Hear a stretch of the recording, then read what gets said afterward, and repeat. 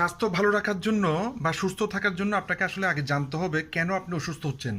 আমরা গবেষণায় দেখা যাচ্ছে অধিকাংশ মানুষ অসুস্থ হচ্ছি দূষিত খাবার খাওয়ার কারণে।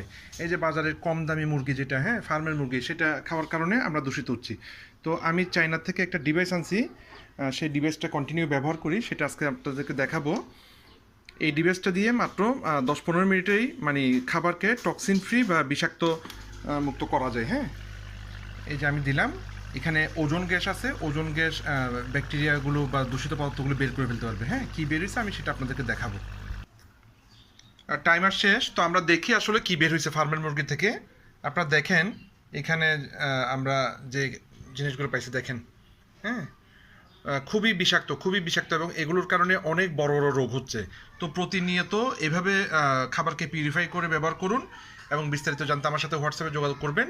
ভিডিওটি ভালো লাগলে শেয়ার করবেন। ধন্যবাদ।